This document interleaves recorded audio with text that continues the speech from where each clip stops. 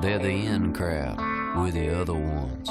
It's a different kind of cloth that we're cut from. We let our colors show where the numbers ain't. We're the paint where there ain't supposed to be paint. That's who we are. That's how we roll. The outsiders. The outsiders.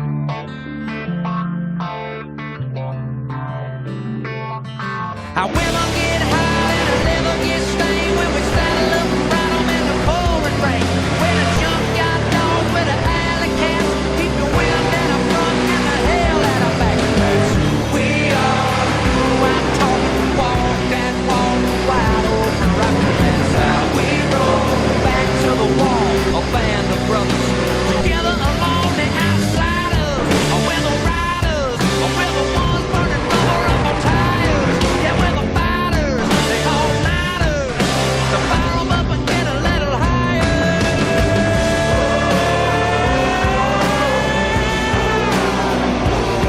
The outsiders. The outsiders. You're gonna know who we are.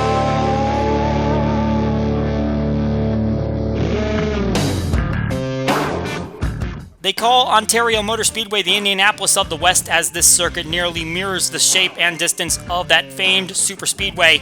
But for all that track means to motorsports, this one might mean a lot to the NFRN League Cup Series drivers, as 12 of them look to advance their way into the next round of the playoffs. From the southern part of California, this is the Ontario 500. Hello again, everybody. I'm Colin Denton with RVN, and welcome to the 21st race of the Elite Cup Series season at Ontario, a track we've been to before. Last time around, it was in the middle of the regular season. This time, it is in the playoffs, which carries a lot more significance because we got 12 drivers that are looking to advance their way into the round of 8. And after the last race at Simtel Park, Reese Butcher was able to steal it away from those drivers, and no one has been able to claim their spot in the round of 8 yet. And it is big for a lot of these drivers because 5th back to 12th are separated by 20 points. So a good day here can go a long way. And by the way, we've got 4 Super Speedway winners in the field from this season. Amethyst Ashley, David Davidson, Julio Caesar, and Philip Fry, all Super Speedway winners. And they're hoping that they can make it 2 here today at Ontario. But it's going to be a long and grueling task because we know that there was a lot of issues with the pit entry last time around coming to this circuit. And hopefully we're not going to see some of those same issues, but we will have to see. We got 40 laps to determine it.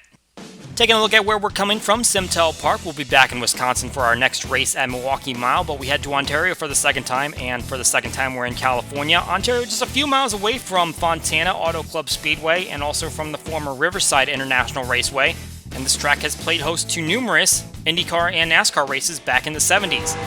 We'll take a look at our test car on track so you get a feel for what it's like to drive around this circuit. Going down into turn number 1, over 9,000 RPMs, you're going to be hitting that rev limiter. That tachometer is going to be blinking red almost every time you get to the end of the straightaway. Breathe the throttle through the corners into that short chute and then right back onto the back straightaway. And obviously the draft is going to be a major factor in this event. Maybe not as important in the truck series. Those trucks really punching a big hole in the air. These cars are a little bit more aerodynamic, and they're not going to be punching as much of a hole, but you can definitely get an advantage getting somebody's slingshot going into these corners. You want to stay right down on the line.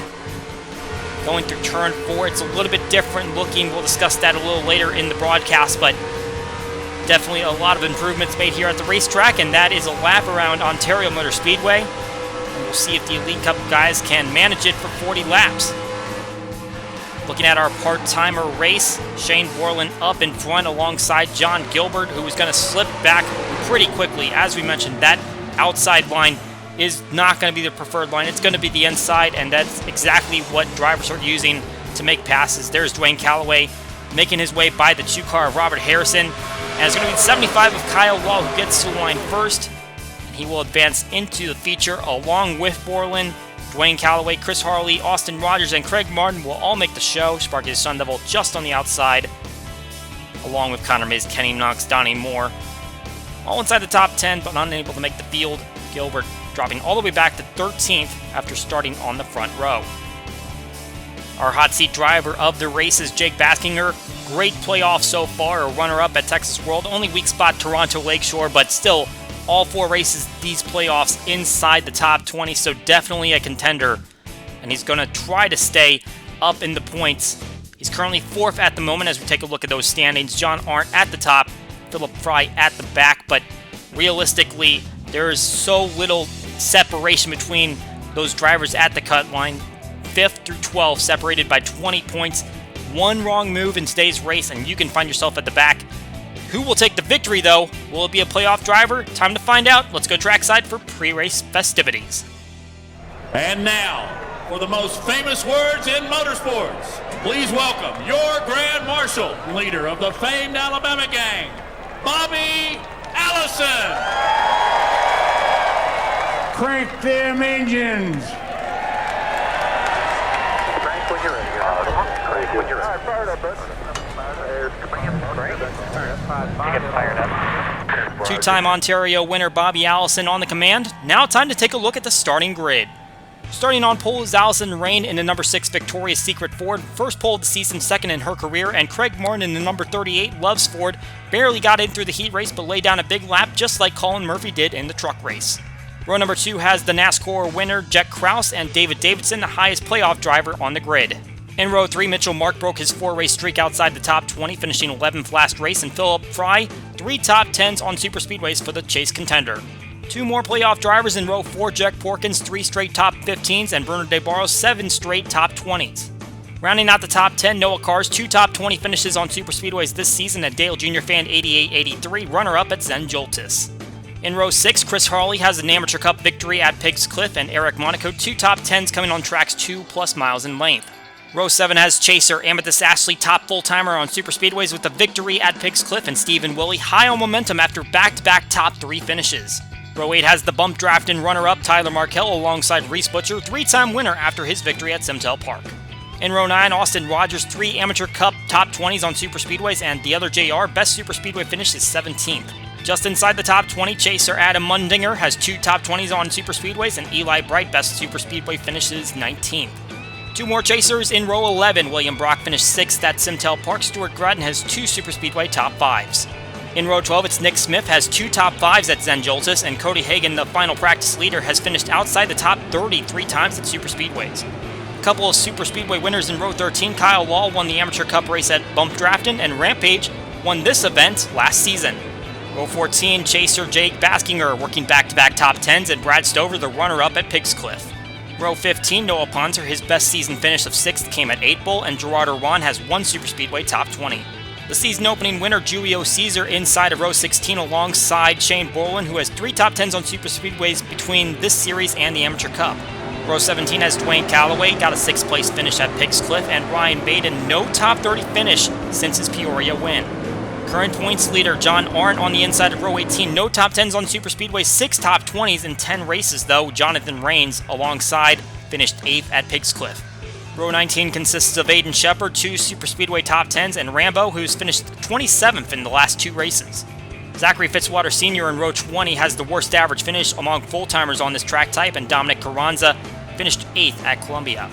And in the final row, it's NASCAR Fan 19, 2 runner-up finishes on superspeedways for the Chaser, and Caleb Campbell, 2 top 10s on this track type. As mentioned, this is the first pole of the season for Allison Rains, so that makes 21 different pole winners on the season. We'll hopefully see a lot of them at our Clash event next season. Right now, these 42 drivers are focused on Ontario, and we now have our 12 playoff drivers onboard cameras activated over on the NFRN channel. Head over there and you can watch this entire race from onboard your favorite driver. That's going to be an intense one. 40 laps around this 2.5-mile circuit. Waiting on the green flag, and there it goes. We are live here for race 21 on the Elite Cup Series season.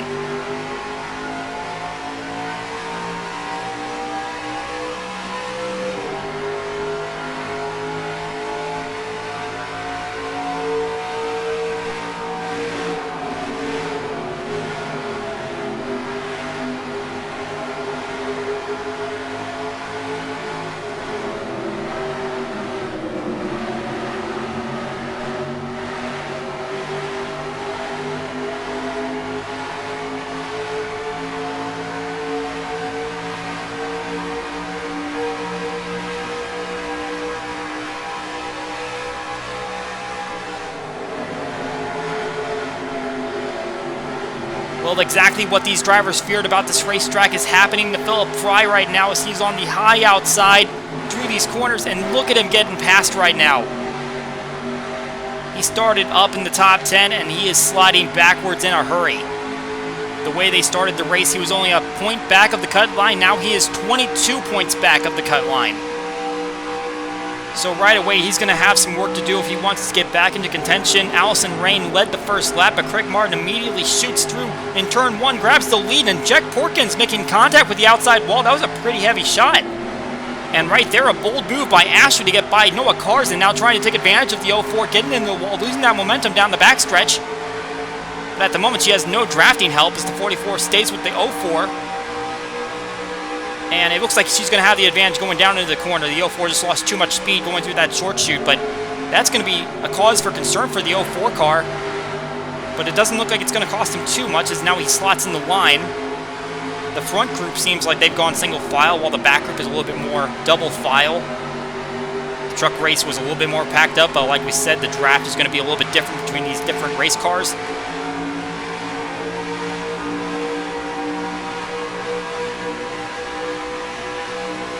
And Adam Mundinger trying to work his way. He's behind a couple of cars at the same time.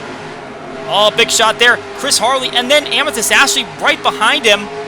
And Jack Porkins will go back to that spot, and Bruno De Barros, Ashley's teammate, is going to take over another spot. And here comes William Brock. Ashley just getting passed all over the left side by several playoff drivers. As now the 57 has a little bit of damage from hitting the outside wall. So now we thought that turn 4 was going to be a little bit of a calamity corner, but looks like coming off of turn 1, going into that chute, that might be the issue. As now Ashley is on the high outside, and there's a crash in front of her. Nick Smith and Austin Rogers. And the 18 catches a little bit of air, but he's going to drive away as the 10 of Austin Rogers comes to a stop up against the wall. And the leaders will take the caution. Craig Martin apparently out in front.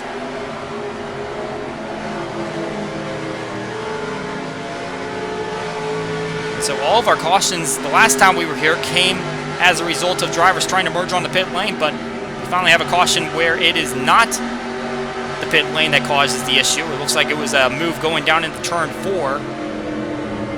We'll take a look at the replay, but from the looks of it, it looked like the 10 was trying to make a move on the 18, and it did not work out, and so it's going to be an early end to the day for Austin Rogers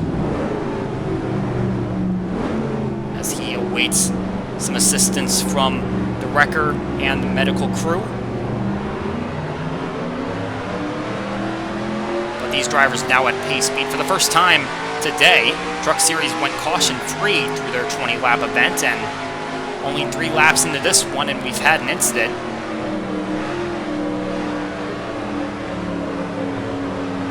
And we will see if they try to go for a pit stop here. A little bit of an older surface, so wouldn't be surprised, and it looks like we're seeing a lot of cars starting to duck down toward the apron. So I imagine we're going to see pretty much everyone in here, and they're going to more than likely take 4 tires. Like I said, it's an older surface. More than likely going to be a lot of tire wear. Tires will be a necessity here, so if we get cautions at the right periods, then should expect to see 4 tire changes, and we will see if we get any green flag stops today. But here they come now down the pits, and we saw a little bit of position shuffling, especially Philip Fry dropping way back in the field, so not necessarily going to see everyone pitting at the exact same time as seeing the first car pull into their stall. Very long pit lane here. Watching on William Brock, Jack Porkins, and David Davidson going to pull in pretty similar times. And Brock's going to go for 4 tires. And they're setting up tires for the other crews. So should see 4 tires across the board here. Oh, and I'm seeing some contact on the middle of pit lane. Several hits for Jake Baskinger. Another one coming from Cody Hagan. The 84 has taken several shots. Had a good vantage point from up here in the tower. It looked like he got released, and then someone else coming in, striking him, and then there were several other cars that made contact with the 84 before he got off pit lane. As we see the race off pit road, Craig Martin retains the lead. Allison Rain lost a couple spots, but 4 tires across the board. We'll take a look at the replay of this accident, and yep, it's Austin Rogers making a move down to the inside in turn 4, makes contact with Nick Smith, and the 18, big hit on the back side of the race car, gets him airborne, and Austin Rogers sliding into his left rear tire right up against the windscreen. And so that contact is going to disable Rogers' car, as Nick Smith actually able to pull away. And so it looks like he's going to be able to continue in this race, although he's definitely not going to be up to a competitive speed. So let's take a look at what happened here on pit lane, now that we have a better look at it. 84 pulls away, and Rampage is coming into a stall at that point, and then drives right into Kyle Law, and Cody Hagan also trying to get into a stall along with Nick Smith. That was just a big mess right there as the 84 tried to exit.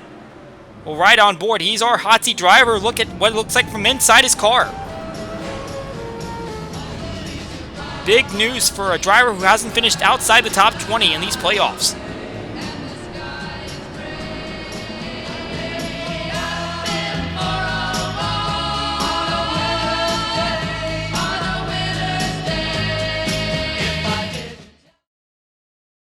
Hey, I'm just gonna take it for a spin. Yeah, okay, sure, Dale. Hey, it won't start. It's a hand scanner, Dale, remember? Can't be too careful. What's going on?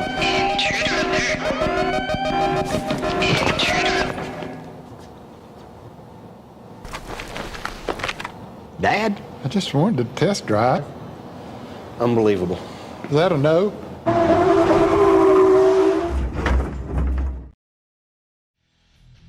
Well, let's have a little history lesson on this racetrack. Taking a look back to last year's highlights, and really the highlights were this turn 4 entry on the pit lane. All of the incidents were taking place as the drivers were trying to merge down and get their green flag service, and it just caused a mass amount of chaos. Took out multiple drivers. And so there have been improvements to how they enter pit lane now. You can see they've got more of an apron there. They'll merge down into what is more of a drag strip now. This is a multi-use facility. They'll have a little bit more of a padding to enter pit lane, get down to speed. And that should hopefully cause a lot less issues if drivers need to make a green flag stop. But our first caution comes out in turn 4 for a non-pit issue, as Austin Rogers now drops out of the event after contact with Nick Smith. And he takes a heavy hit into the outside wall. Green flag back out.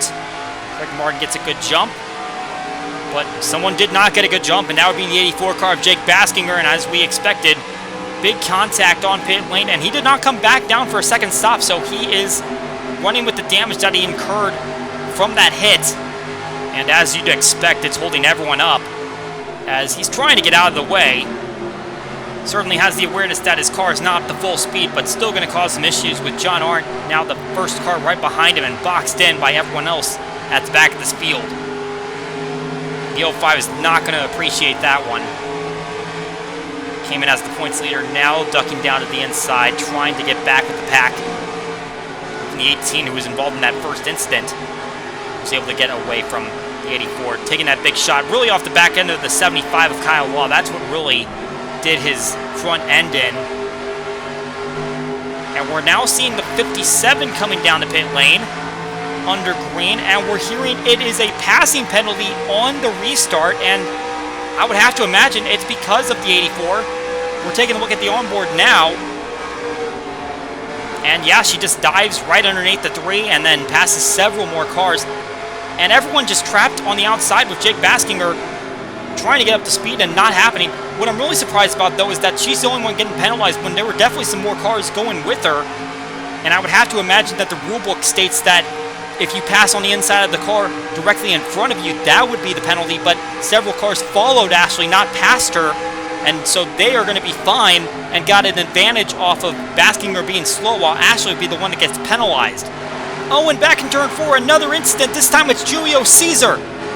And a second accident here is Zachary Fitzwater Sr. up in the air. And more cars going to drive into it.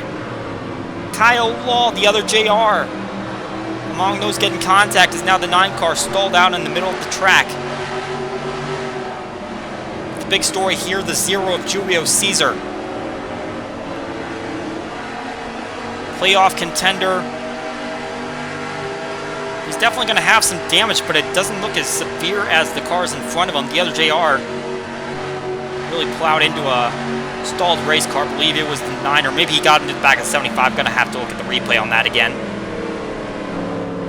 Unfortunately, Fitzwater was just driving by that accident and then suddenly saw him turning into the outside wall. I believe Dale Jr. fan 88-83 and Jonathan Rains were also involved in that. And there's no cars. I believe that was the other car that was spinning with Caesar. So he's got some damage.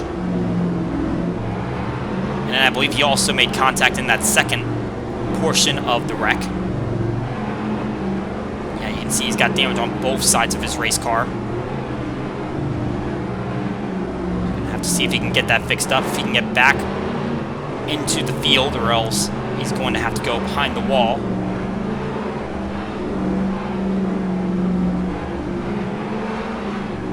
So back down the pace speed for the second time today, as Craig Martin still leading here at Ontario. He'll lead this whole group back in the pit lane. Once again, everyone coming down for service.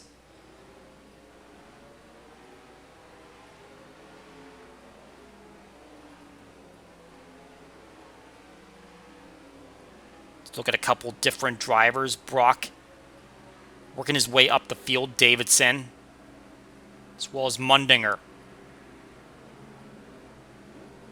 Brock going to hit his stall first.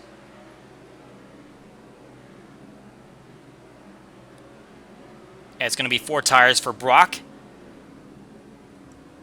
Mundinger at his stall and tires at the ready. Looks like it's going to be 4 for him, and would imagine for pretty much everyone else in the field as well. Ran a couple laps on their green and certainly can get the benefits of those Goodyears on your race car.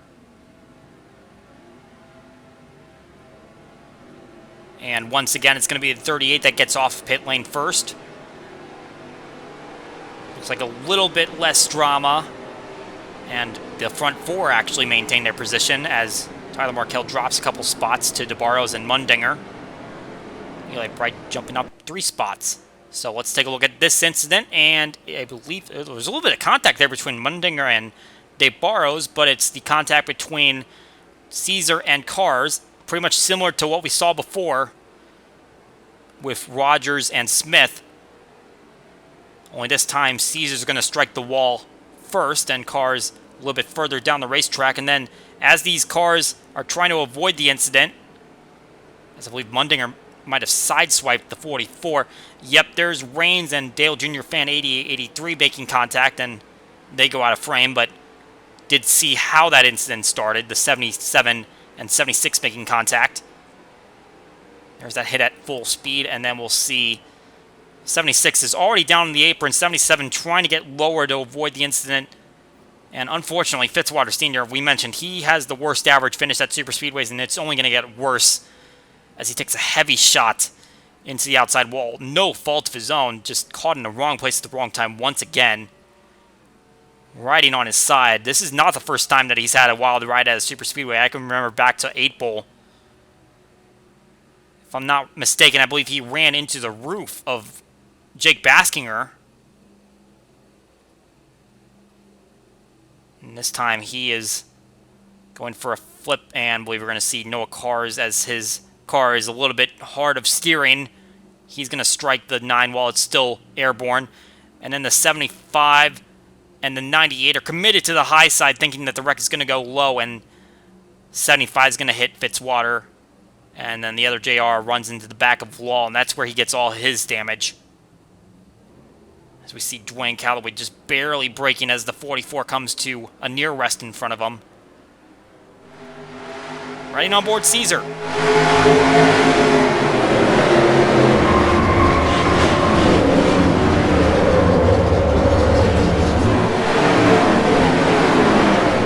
Second caution coming out only about a quarter of the way through this event at Ontario.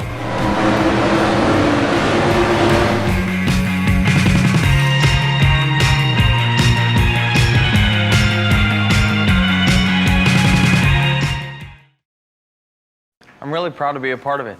Love, it's pretty amazing. Her name is Amanda Brookman, and she is my destiny, although she may not know that, per se.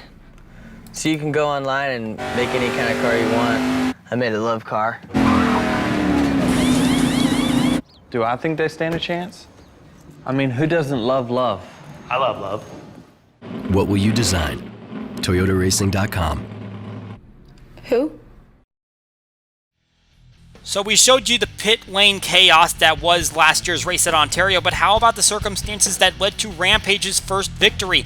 Gabriel Wanderley had the lead, but he decided that he was not going to make it to the checkered flag even as they ran and finished under caution. So he came down for service, the one stayed out, and he was able to claim his first career victory that led on to a title in Season 1. However, it is not going to be a repeat this season, for the title at least, as he is already out of the playoffs. As you can see, a terrible stretch, 7 times outside the top 20 in the past 7 races. Allison ranks a little bit worse at the moment, out of the playoffs in the first round as well. I don't think either of those drivers though are going to catch Stephen Willie in his terrible regular season. We see the drivers out of the race now. The other JR, Jonathan Rains, Kyle Law, and Zachary Fitzwater Sr. will all not return to this race. But we go back to Green Flag Racing, and you can actually see that the 34 of Jet Krause is out in front. We had to go back and look, and I believe it was in the corner of the screen, but he was actually coming in the pit lane in front of that accident. He was able to get his 4 tires changed and get back on the racetrack and not have to pit, so he grabbed the lead. And supposedly he was reporting a vibration, which would make sense because he had just come in that caution prior and gotten 4 tires, and he was still up there near the front of the field, but he caught a little bit of a lucky break with the fact that they crashed right behind him. He was able to go ahead and take the lead instead of lose all that track time. But it looks like that's going to be short-lived as the 38 pushes down to the inside, and he overdrives the corner, so the 34 way outside as William Brock tries to take the lead over. 38 dove it a little too deep, and he went up the racetrack, and that opened the door for the 23 of William Brock trying to lead a lap here and grab a bonus point. And it looks like that's going to be right in hand. You know, he's got a big draft coming with his inside. If he's smart, he's going to change lanes here, but maybe not. He's going to have enough time to arc the corner and maintain a lead over Mitchell Mark, as now the 57 back down pit lane. And we're hearing that she did not take tires during that last caution. That just does not make any sense. She was able to stay on the lead lap despite the penalty, but now that 57 crew is just going to waste even more time coming down for that service. Now, just inexplicable mistake there by that crew, as now the 5 diving down to the inside of Brock, and Mark takes over the lead with one fell swoop through turn 3. And so Brock will go back to second place, but he leads the lap, gets the point. So that's all he really needs there. Obviously, he wants to go for that victory, but he's at least got one more point in his bucket, as Ashley now pulling off pit lane, but it seems almost inevitable that she's going to go a lap down, and you just can't excuse that. Just take your tires when the opportunity presents itself. You caught a bad break there with the cars all stacked up, took your penalty, still stayed on the lead lap, but now you just gave it all away there by not taking tires, and you got to hand that to the crew in terms of making that mistake. We see William Brock trying to work his way back toward the 5. Takes a little bit of a lower arc into the corner. Right now the 57 still out in front of these leaders, but just barely. She's going to have to hope for a caution right now because they are charging. They've still got full speed, hot tires. Front 3 lined up in a row right behind Ashley, and another 3 coming from behind, and here comes Mark to the inside. Brock even looking a little bit lower, thinking about a move, but 3 wide into turn 1 just does not sound like a good time. And it looks like all 3 of those drivers will clear Ashley, getting out of the corner. Contact from Mark into the wall, and Brock makes contact with Mark, and he goes for a slide way up the racetrack, and Davidson shoots to the lead. Well, I thought the 57 wasn't going to play a factor into that, but apparently she might have, because Mark seems to have made a misjudgment coming off the corner. And the 23 was expecting that the 5 was going to hit his marks. And unfortunately, the 23 shoots right into the 5, goes for a big slide and right up the racetrack, and now the 11 takes advantage, and he's going to lead a lap and get a bonus point. 11 second in points, at least the last time they came through, as I believe Martin just got a little loose off of 4 and made contact with the wall. He's sliding backwards. Davidson, the Zen Joltis winner, but this hasn't been a track type particularly well to him. 3 times he's finished on super speedways 33rd or worse. Hoping that this is going to end up being one of the better ones for him as DeBarros tries to make a charge. He's going to want that bonus point as well, as he is 20 points above the cut line right now. And just looking at the cut line, Julio Caesar 3 points above had that accident that brought out that last caution. He's still on the racetrack though, and he's going to hope that there's a lot of cars that drop out so he can continue to gain some points. Mundinger could still gain ground. He's up in the 9th position. Baskinger with a bit of damage that's going to slow him up. As Mitchell Mark is now slid behind NASCAR Fan 19. You see that Ashley is still fighting to get back on the lead lap. Oh, a slide off the corner. Reese Butcher way down on the racetrack. And now contact into the wall. Dominic Carranza sideways. There goes Allison Rain and Eli Bright right in front of the field. Spin by Chris Harley. One car also involved. Oh, Nick Smith plows into the back of the one car. And a chain reaction there. 18 car now in smoke. He was the last one to arrive on the scene. Saw the 90 way down the racetrack.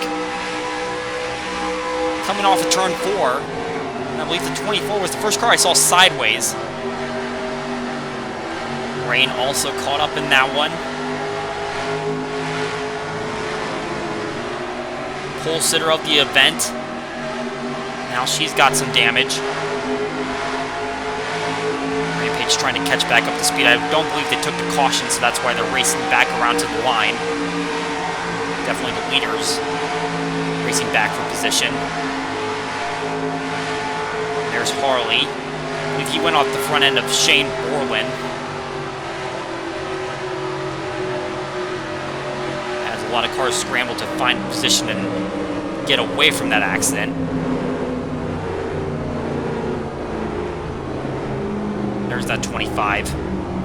He didn't take too much damage. Just trying to eyeball it. Eli Bright, though, we did see him sideways make some contact. Looks like he has a little bit of front-end damage. We'll have to evaluate that replay and see exactly what happened there. It just seems like the 90 went for a slide. He's Butcher did. And I believe he might have gotten away unscathed from that whole incident. I think it was the 24. Maybe he was also sideways and came up the track a little bit too much. And that ended up putting him and a lot of others in the wall as we see a lot of cars coming down. I see the 78 of Philip Fry is staying out on the racing surface, so it looks like he is not going to stop here. Which is an interesting play, but it looks like it might be a strategic one. Try to get a bonus point.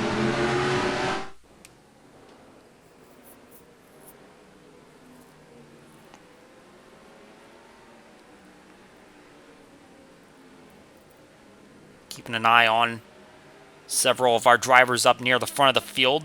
NASCAR Fan 19 first into his stall. And going to take 4 tires. This is the longest green flag stint we've had so far this race. So it wouldn't be a surprise to see 4 tires taken here.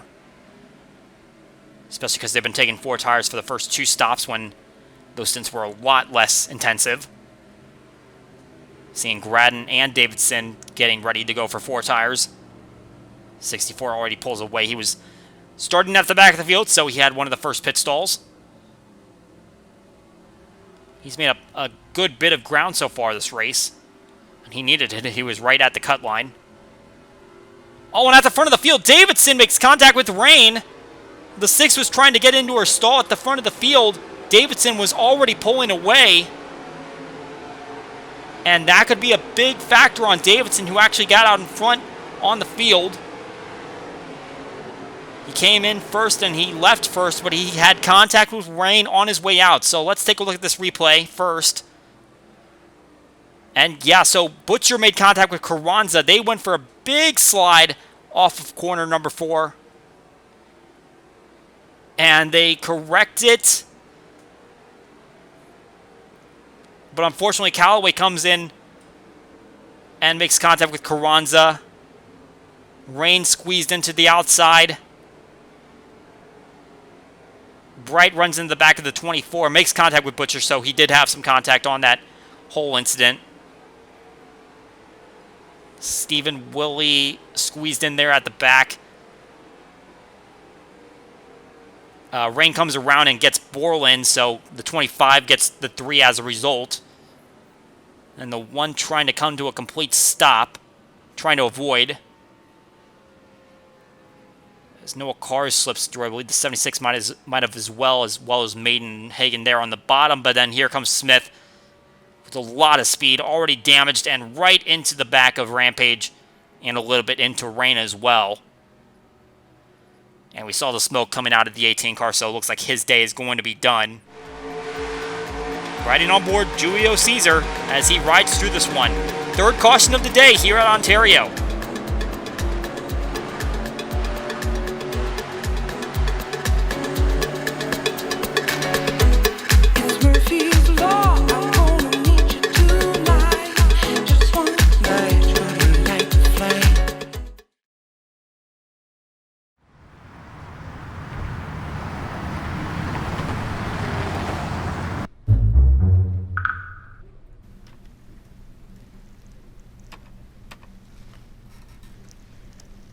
Where's the queue?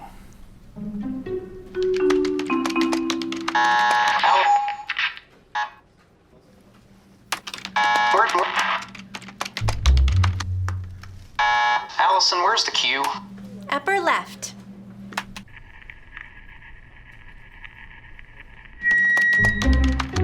Next to the W. Oh. Thanks. Thanks.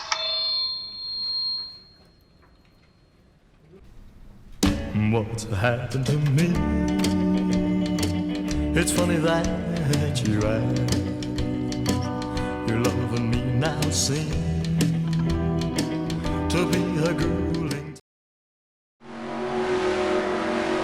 If you are not currently involved in the NFRN and would like to get involved in the late stages of this season, link down in the description. You can sign up for our part-time truck series qualifying if you are not already signed up for it or involved in one of our full-time series. Deadline for race number 14, 2 days away. We return to Ontario Motor Speedway on lap 24 when the green flag comes out. Nick Smith, the only driver to drop out of the race after that accident. Everyone else that was involved is still in it.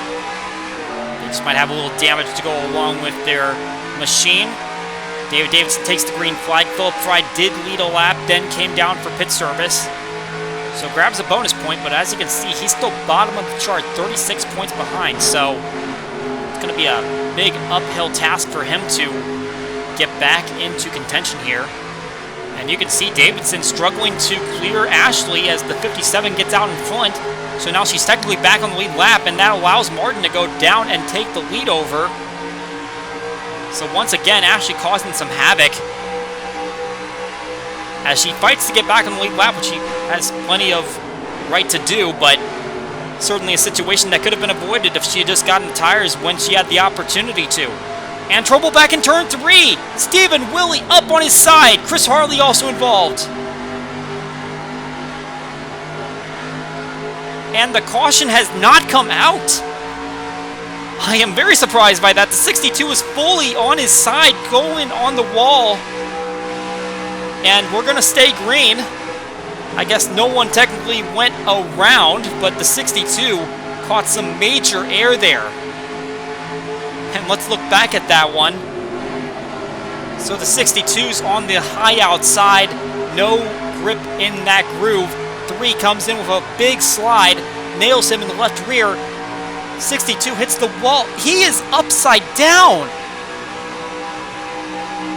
scraping against the catch fence, the wall, grinding sparks against the pavement, and he'll get back on all four tires, but they continue, and they don't call a caution flag for that.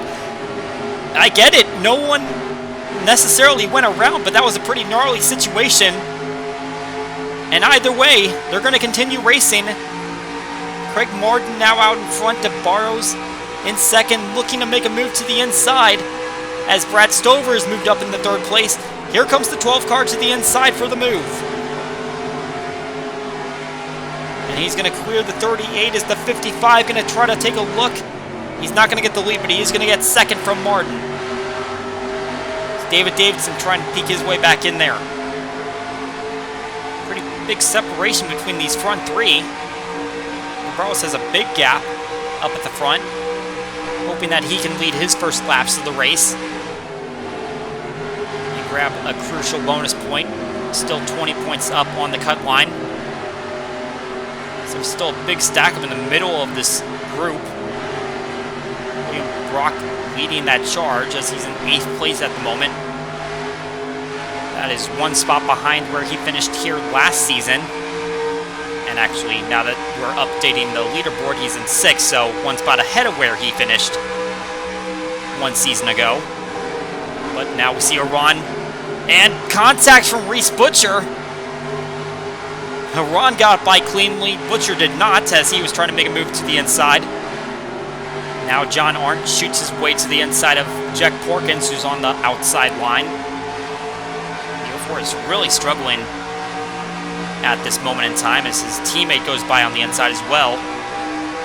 That's not going to fare any better going down into this next corner. He continues to be on the outside, and his teammate joins him, but I don't know if that was necessarily the best move. Outside, definitely not where you want to be on this track, and I think the 29 trying to help his teammate is going to regret that decision. Oh, and contact into the wall. Jake Baskinger, Stephen Willie. Willie just had the incident back in that corner, and now he's had another one, this time with Jake Baskinger. That looked like more of a wall scrape, so understandably not necessarily caution needed for that one, but we remain green once again as both of those cars try to get back up to full speed. Baskinger already having a rough day with that pit lane contact, just 1 point above the cut line, and now a problem in turn 2. Mitchell Mark and Ryan Maiden. And Gradden caught a piece of the 5 car.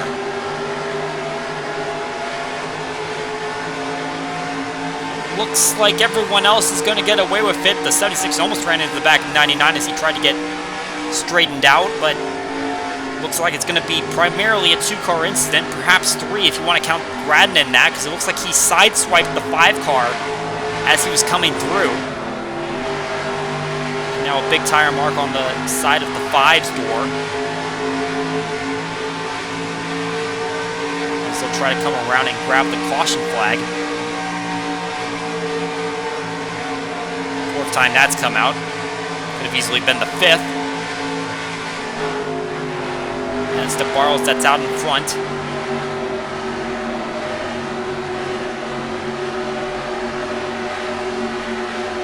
So he will have the advantage going down in the pit lane. Getting into the late stages of this race, and this caution comes at a pretty precarious time.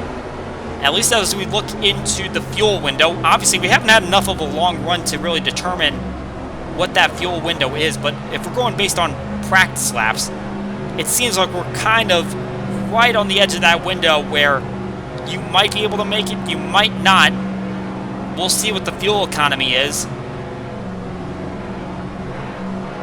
And if any of these teams try to gamble with something, we can say this, they're more than likely going to come down now because you pretty much have to. You're not going to make it based on the last stop.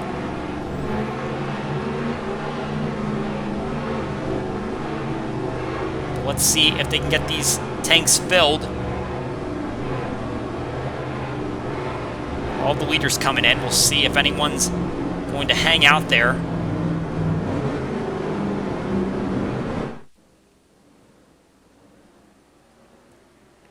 And the 04 is still out on the track.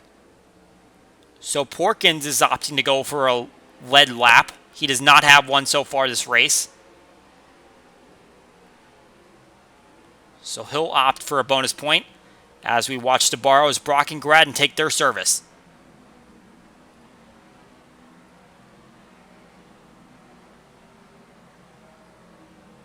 Gradden navigating some traffic as Brock is first to reach his stall among those that were watching.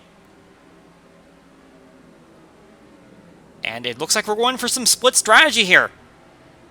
I say split, it looks like a lot of them are going for 2 tires. That's the case for Brock. He's going 2 rights. And it looks like DeBarros is going for rights. Gradden is going for rights. The 12 car took a long time. He's not going to be the first car off of pit lane. I wonder if he was trying to fill his fuel cell a little bit more. Just maybe not enough that it necessitated a 4-tire stop. As we look at the race off pit lane, Brock 5 spots up, and DeBarro loses 4. Campbell went for 4 tires. That's interesting. He'll lose 5 spots in the process. Let's look back on that Baskinger-Willie incident. It looks like 62 goes in deep on the 84, and obviously both cars having damage at this rate as the one car shoots by on the inside. Not quite as dramatic as Willie just had a few laps earlier, as they just scraped the wall, but a little bit of contact is going to cause him a little bit more sheet metal damage. And they grind it all the way to the exit of the corner. And the 62 a little bit more. It's the 84 trying to find a lane to shoot by. That's what it looks like on board of Baskinger.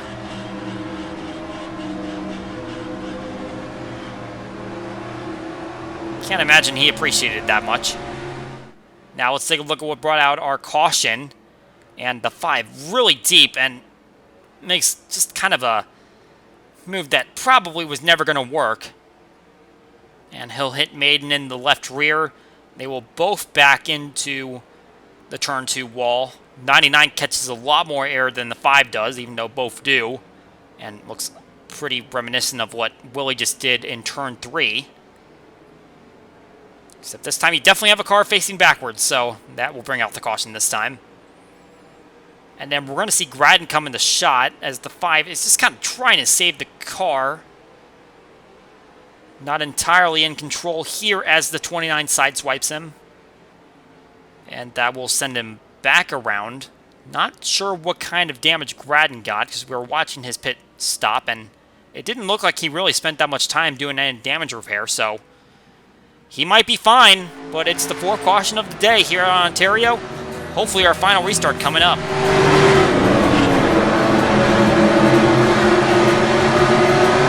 See, I've been through the desert on a horse with no name. It felt good to be out of the rain. 4-speed manual transmission, 850 horsepower, 1 bucket seat, 0 to 160 in 8 seconds. Oh yeah, that baby will do. Any questions? I take it for a test drive. You ever driven one of these things?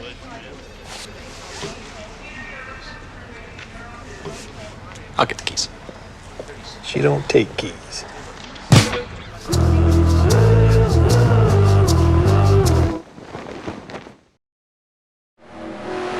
Back at Ontario, where we'll have 8 laps to go when we hit the green flag. None of the drivers in that last accident dropped out of the race. However, the 76 of Dale Jr. Fan 8883 did. Looked like he had a mechanical failure. However, remember, he did have some involvement in the 2nd caution of the day.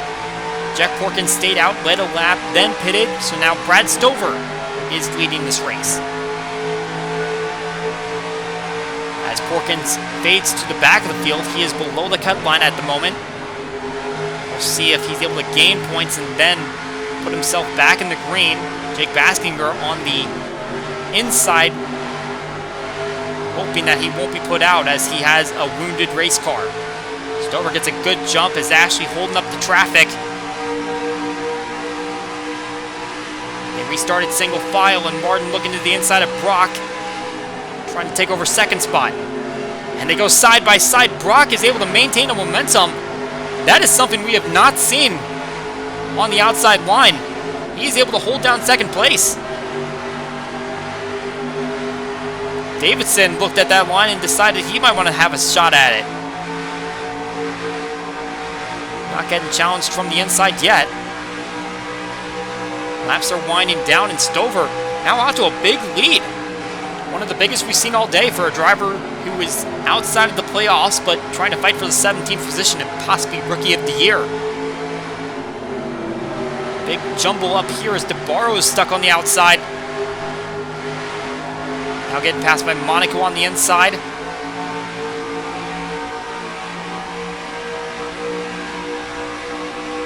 NASCAR Fan 19 able to shoot by both of them since the lap started, so 64 working his way up as he's in cut line danger. Suddenly it seems like turn 3 has momentum on the outside as I saw Tyler Markell making a move to the inside of DeBarro's, but all of a sudden the 12 car just shot forward and maintained that position.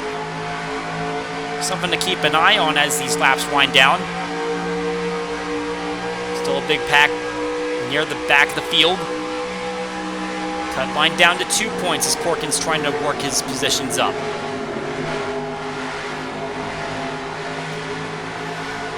Seeing Gradden starting to fall back. He's only 8 points above the cut line, and he's losing points and positions as he goes along.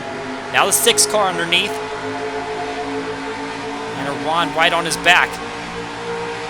And there's Julio Caesar trying to limp his wounded race car home. 13 points above the cut line. Here's a move from Ashley on Stover to try to get back on the lead lap. At this rate, I believe that a caution would negate any advantage of being back on the lead lap. So that was a big advantage for William Brock trying to get past Stover, because the 55 had a big lead there. Now Ashley has forced him back toward the 23 car. And the 55 is going to try to get right back to her. Not able to complete the move. Riding on board Brock. He's looking for an opportunity to pounce. Got the victory at Riki. And that's a track that's not necessarily classified as a super speedway, but for the racing that it provides, it kind of operates like one. And he's using the experience he got there in trying to make a move toward the front and get victory number 2, and one that will advance him into the next round of the playoffs. Side by side for turn 3. And contact! Stover made the move. Ashley had to get out of the gas, and Brock door slams her. And that will force the 57 out of the way as Martin trying to get by her. She runs in the 3rd position. Her teammate DeBarro's back and forth. Still a long ways to go for him as 4 laps to go in this race. And the one thing that's missing for Stover this season is a victory. 4 top 5s, 8 top 10s. Things just kind of went sideways when it came to getting into the playoffs. And amazingly, this is his worst track type, 25.6 average finish on the super speedways. He was a runner-up at Pigs Cliff, but all the other finishes really not that impressive. So to come up through this field and lead laps looking for that victory, this could be a big day for this driver.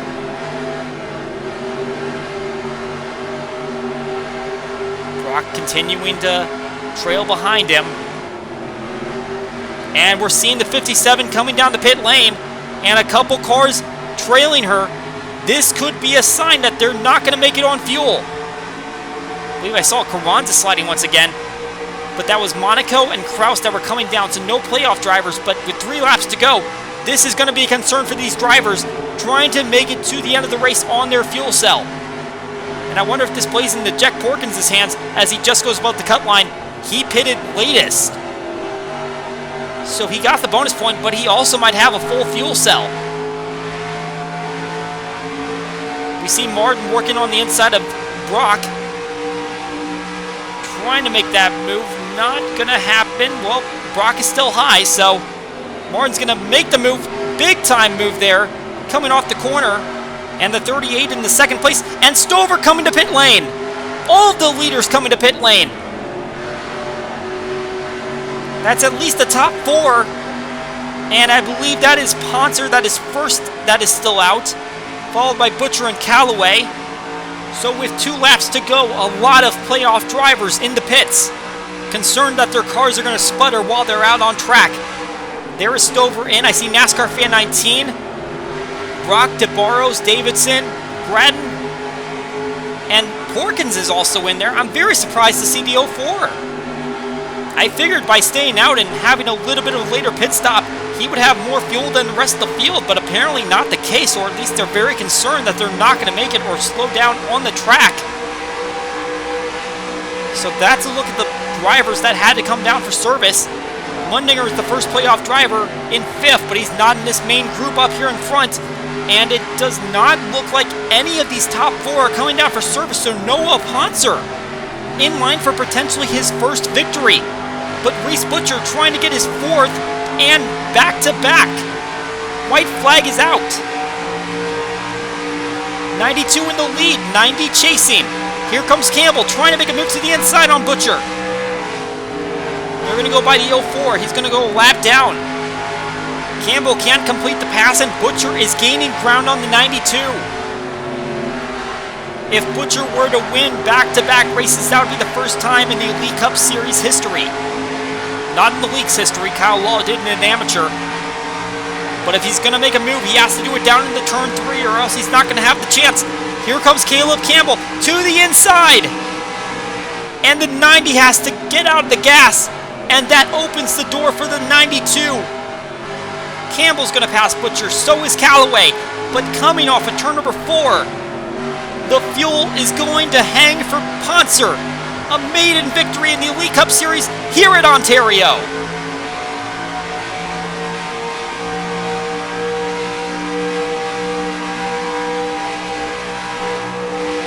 And the 0 car up in smoke. It looks like he came down for a pit stop, but now he has smoke billowing out of the car. And that's a huge development. That's going to be a lot of lost points there.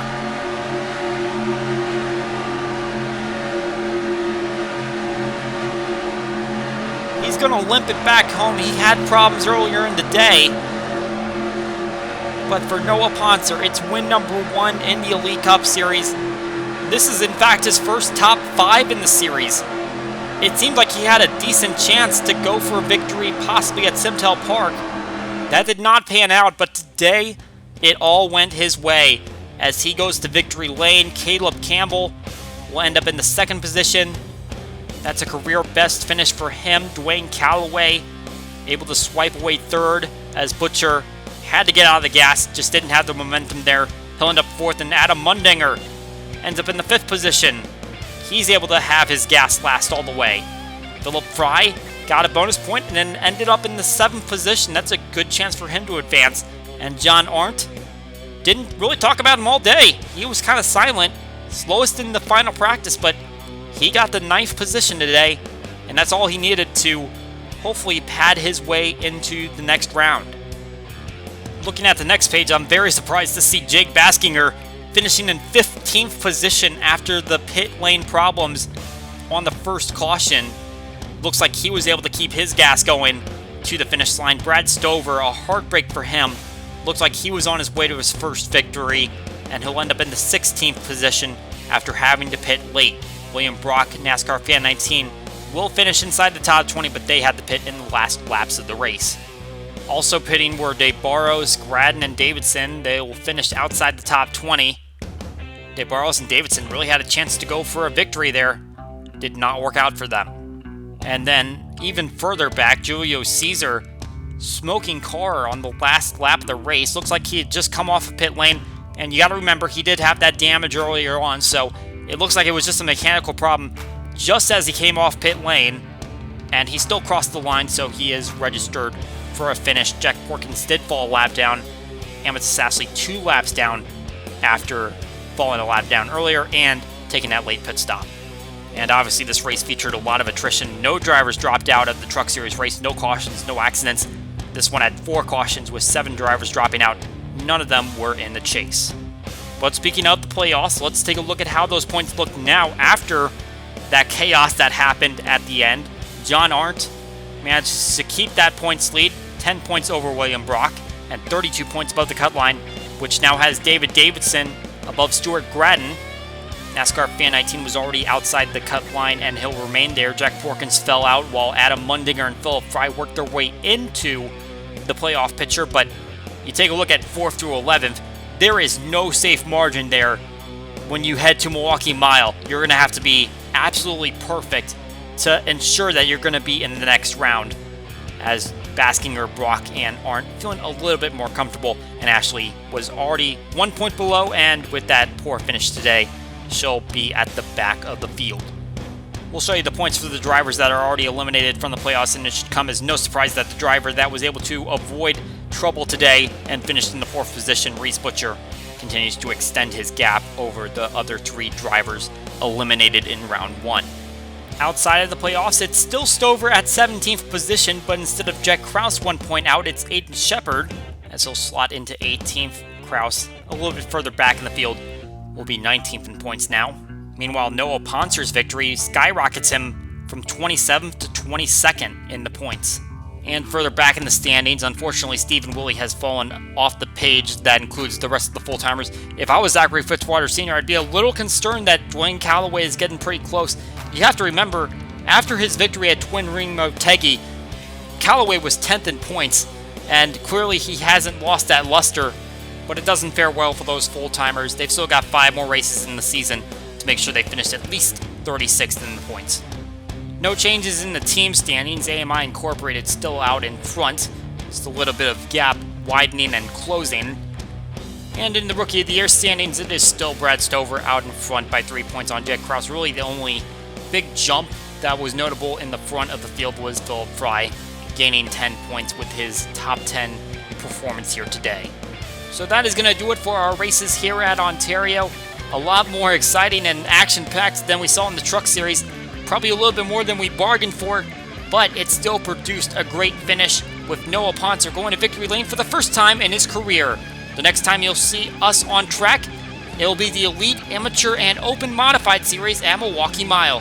For NFRN and RVN, my name is Colin Denton. We will see you all next time.